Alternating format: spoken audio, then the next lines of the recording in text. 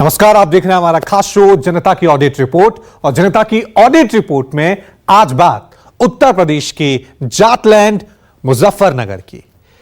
चीन का कटोरा कहे जाने वाले जिले में राजनीतिक तीखापन चरम पर है। चुनावी दंगल में हर पार्टी का पहलवान अपने अपने दांव चल रहा है। चौधरियों की चौसर में बीजेपी रालोद की साख दांव पर है, तो इंडिया गठबंधन के सामने पश्चिमी उत्तर प्रदेश में राजनीतिक ताकत बढ़ाने की चुनौती है। इन सब के बीच बीएसपी का हाथी गन्नों की बेल्ट में सियासी जमीन तलाश रहा है।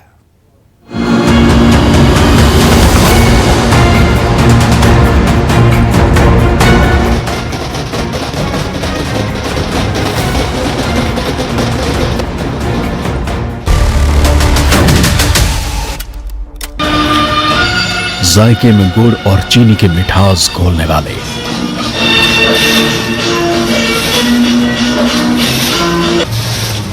मुजफ्फरनगर के फिजाओं में मौसम की गर्मी के साथ सियासी तपिश घुलने लगी है।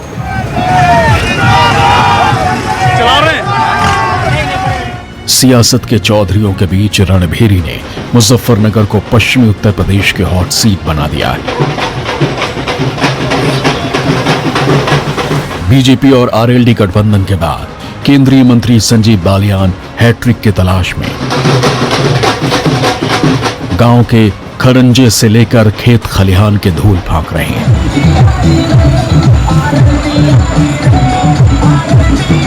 वहीं इंडिया गठबंधन के खाटी जाट नेता हरेंद्र मलिक सपा के साइकिल थामे मैदान में।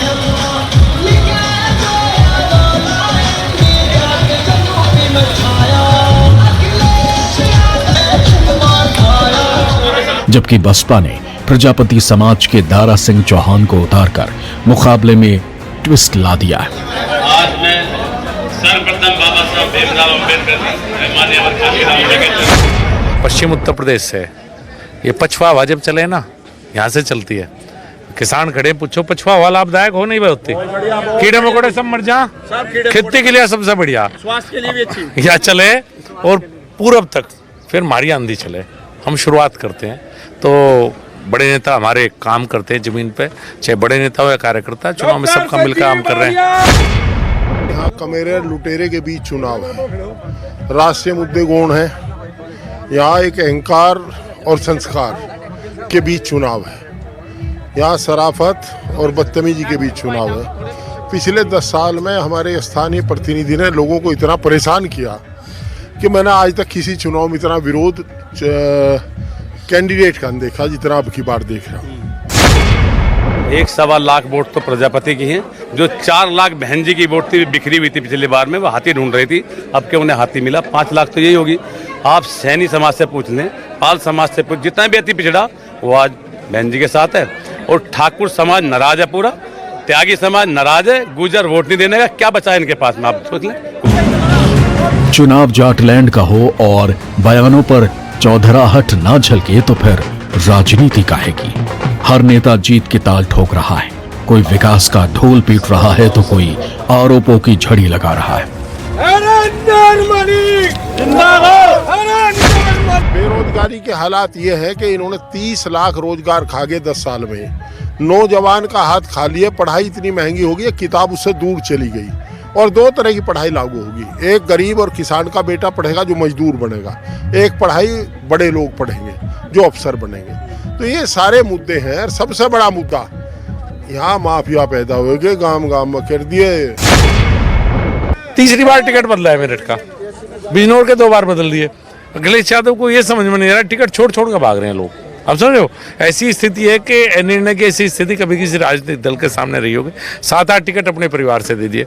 हमारे मुजफ्फरनगर में भी एक ही परिवार में विधायक, उसी में सांसद दे दिया। बिजनौर में भी उसी परिवार का विधायक, उसमें सांसद दे दिया। ये परिवारवादी पार्टियां हैं, भ्रष्टाचारी पार्टियां हैं। युवाओं को नौकरियां खत्म कर दी गई हैं। 2 करोड़ देने का वादा किया था, एक भी नौकरी नहीं दी। शिक्षा बिल्कुल चरमराई हुई है। स्वास्थ्य में कोई व्यवस्था नहीं है, सड़कें बिल्कुल गड्ढे मुक्त हैं। सारे इन व्यवस्थाओं को देख के मैं मैदान में हूं, और अगर मुझे आशीर्वाद मिला तो इस सारी व्यवस्था सुधारने का काम करूंगा। गन्ना बेल्ट के मतदाताओं को लुभाने के लिए हर नेता में खुद को किसान का हमदर्द और जाटों का झंडा बरदार बताने की होड़ लगी है। मुजफ्फरनगर की लड़ाई बीजेपी और सपा के लिए नाक का सवाल है, क्योंकि मुजफ्फरनगर से उठने वाली लहर का असर पूरे पश्चिमी उत्तर प्रदेश में पड़ता है। मेरे लोकसभा क्षेत्र में करीब 10 शुगर मिल है, 10 में से 1 का पेमेंट डिले है, 9 का पेमेंट बिल्कुल समय पे है। उस 10वें को मैं सुधार का प्रयास कर रहा हूँ और किसान चाहते हैं कि उनके भाव बढ़े और मैं भी हमेशा चाहता हूँ कि किसान के गन्ने का भाव बढ़े। राजनीति में आने से पहले मैं भी तो किसान था, मेरे परिवार भी तो किसान परिवार है। तो हमेशा अपनी पार्टी में कहता हूँ, अपनी सरकार में कहता हूँ कि गन्ने का भाव बढ़ना चाहिए। हमें अपमान मिला है। हम किसान हैं, मजदूर भी किसान हैं। किसान का और मजदूर का जब पसीना खेत में गिरता है, जब भी फसल पैदा होती है, तो उन्हें बाइफरकेशन नहीं किया जा सकता। 750 किसानों की शहादत हुई। जिस दिन गाजीपुर हमला हुआ, टिकैत परिवार के 5 लोग वहाँ मौजूद थे। कुछ भी मिसहैपनिंग हो सकती थी। आज भी किसानों के ऊपर आंसू गैस के गोले ड्रोन से छोड़े जाते हैं। मुजफ्फरनगर किसानों की भूमि है। चौधरी चरण सिंह और महेंद्र सिंह टिकैत जैसे किसान नेताओं के संघर्ष की धरती। मुजफ्फरनगर के सियासी सफरनामे की बात करें तो 1952 में हुए पहले चुनाव में कांग्रेस के हीरा वल्लभ त्रिपाठी ने जीत दर्ज की। 1952 से 1967 तक मुजफ्फरनगर कांग्रेस के खाते में रहा। 1967 में कम्युनिस्ट पार्टी के लताफत अली खान ने कांग्रेस के हाथ से ये सीट छीन ली। अगले 10 साल तक 1977 तक कम्युनिस्ट पार्टी का कब्जा बरकरार रहा। 1977 के बाद मुजफ्फरनगर में मुस्लिम उम्मीदवारों और जनता पार्टी के दबदबे की शुरुआत हुई। 1977 में सईद मुर्तजा और 1980 में गयूर अली खान ने जनता पार्टी से जीत दर्ज की। 1984 में कांग्रेस लहर में मुजफ्फरनगर में दोबारा पंजा मजबूत हुआ, लेकिन 1989 में एक बार फिर जनता दल के मुफ्ती मोहम्मद सईद ने जनता दल का परचम लहरा दिया। 1991 में पहली बार भारतीय जनता पार्टी के नरेश बालियान ने खाता खोला। अगले 8 साल तक बीजेपी ने जीत कायम रखी, लेकिन 1999 में हुए चुनाव में कांग्रेस के एस सईदुज्जमान ने बीजेपी का विजय रथ रोक दिया। मुजफ्फरनगर की जनता ने 2004 में सपा के मुनव्वर हसन और 2009 में बीएसपी के कादिर राणा को जिताकर भेजा, लेकिन 2013 के दंगों ने मुजफ्फरनगर की राजनीति को बदल दिया। 2014 में बीजेपी के तूफान में सब उड़ गया। 2019 की मोदी लहर में चौधरी चरण सिंह के बेटे चौधरी अजीत सिंह को भी मात मिली। बहुजन समाजवादी पार्टी उनके साथ थी। 13% वोट बैंक आज भी है, अभी भी है, वो उधर जुड़ गया। राष्ट्रीय लोकदल, कांग्रेस, बहुजन समाजवादी पार्टी, बहुत बड़े नेता चौधरी अजीत सिंह मेरे सामने थे और सब पार्टियां एक थी, भारतीय जनता पार्टी के लिए थी। इस बार बसपा अलग लड़ रही है, राष्ट्रीय लोकदल हम साथ हैं, तो हश्र क्या होगा या परिणाम क्या होगा आप खुद अंदाजा लगा लीजिए। ये एक्सीडेंटल लीडर है, he is not a political leader, I never accept it. ये 13 में दंगे हुए, 14 में लाश की ढेर पर खड़े होकर के उधर पार्लियामेंट में पलायन करके, 19 में जो हमारे यहाँ चुनाव लड़े वो बहुत बड़े नेता थे, बड़े किसान नेता थे आदरणीय चौधरी अजीत सिंह जी। वो जमीन पे उनके जो वर्कर थे वो शायद उतरे सजग नहीं रह पाए और उनको बेईमानी से हरा दिया। और मैं नहीं कह रहा, खुद जयंत चौधरी कहते थे जीवन पर्यंत चौधरी साहब को मलाल रहा कि बागपत और मुजफ्फरनगर भाजपा ने बेईमानी से हरा दी। दंगों के 10 साल बीत चुके हैं और मुजफ्फरनगर की फिजाओं में सियासी हवा का रुख भी बदल चुका है। बीते कुछ सालों में किसान आंदोलन और प्रदेश की कानून व्यवस्था जैसे मुद्दों पर सियासत का सेमीफाइनल भी हुआ। मुजफ्फरनगर लोकसभा में आने वाली 5 विधानसभा सीट में से 2 पर सपा, आरएलडी का 2 सीट पर, वहीं 1 पर बीजेपी को जीत मिली थी। 2022 के विधानसभा चुनाव की बात करें तो आरएलडी, सपा बसपा गठबंधन और किसान आंदोलन की आंच का असर मुजफ्फरनगर में जरूर दिखाई दिया, लेकिन इस बार 2024 के लोकसभा चुनाव के पहले बीजेपी ने जाट और किसान वोटरों को साधने के लिए 2 बड़े दांव खेले। बड़े किसान नेता और पूर्व प्रधानमंत्री चौधरी चरण सिंह को भारत रत्न का सम्मान देकर और आरएलडी को एनडीए का हिस्सा बनाकर बीजेपी को उम्मीद है कि मुजफ्फरनगर के अलावा पूरे पश्चिमी उत्तर प्रदेश में इससे उसको मदद मिल सकती है। सालों में 2 साल में निकल गई वैकेंसी, उसमें भी नंबर आया नहीं आया। अभी यूपी पुलिस की वैकेंसी आई थी, वो भी रद्द हो गई। पेपर फैला के अफवाह फैला रहे हैं। अब देख लो, गन्ने का ही देख लो तुम, रेट 20 रुपए बढ़ाए। 20 रुपए में क्या बढ़ाना किसान का, अब लोग बाग घर बैठे तो ये कहते हैं कि किसान वो होता है असली जो अपना आप सारी फसल करा है। एक बात बताओ, घर में एक ही लड़का सबका, वो एक लड़का का सारी खेती कर लेगा। अग्निवीर कर दियो, 4 साल की नौकरी कर दियो आर्मी की भी। हम क्या करेंगे? इसमें कुछ फायदा नहीं लगा हमें बिल्कुल भी। सरकार है रोजगार देने में बिल्कुल बेकार रही, क्योंकि जो भी अपना ये रोजगार लेकर हमें कोई भी भर्ती लावे, 6 महीने में लाओ या साल भर में लाओ, उस भर्ती का क्या हुआ है, भंडा फोड़ हो जा, केवल और केवल धांधलेबाजी मिला है। सरकार की वजह से ही खराब है जी। और वो तो सब काम अच्छा है जी। सरकार बस सिर्फ बेकार है, वो तो नहीं चाहिए सरकार। महंगाई करवा रखी सरकार ने। मुजफ्फरनगर के जातीय समीकरण की बात करें तो कुल मतदाताओं की संख्या 17,14,000 के करीब है, जिसमें पुरुष वोटर करीब 8,75,186 हैं। वहीं महिलाओं की संख्या 8,38,814 है। सबसे ज्यादा 5 लाख मतदाता मुस्लिम आबादी से आते हैं। वहीं दलितों की संख्या 2 लाख है, जबकि जाट मतदाताओं का गणित महज 1.5 लाख है। ओबीसी, सैनी, प्रजापति जैसे पिछड़ी जातियों की संख्या 1.25 लाख के आसपास है। वहीं वैश्य वोटर भी 1.25 लाख के करीब है, जबकि ठाकुर, ब्राह्मण, त्यागी और गुर्जर वोटर्स की संख्या 3.25 लाख से भी ज्यादा है।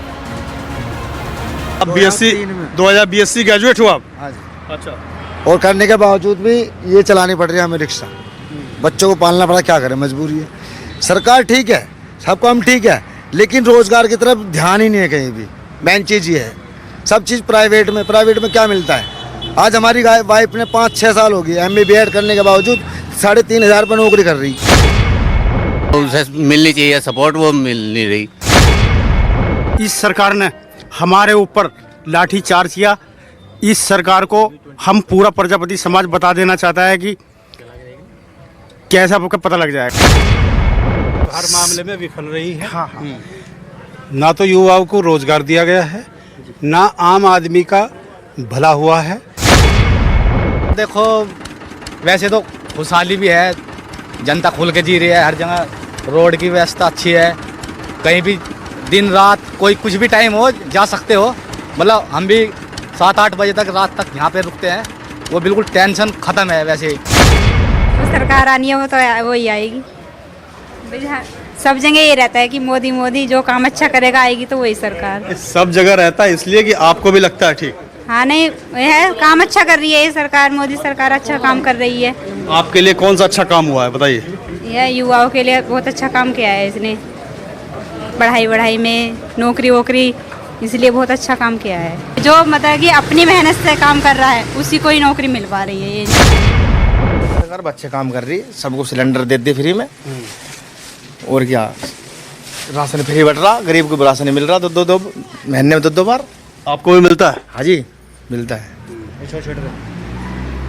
तो सब मामला ठीक है? बहुत बढ़िया, फर्स्ट क्लास चल रहा जी। तो बाकी विपक्षी दल भी तो कह रहे हैं कि सब कुछ बेकार चल रहा है, खराब चल रहा है। हाँ जी, नहीं ऐसा कुछ नहीं, हमारे बलियान साहब ने बढ़िया करा रखा काम यहाँ से।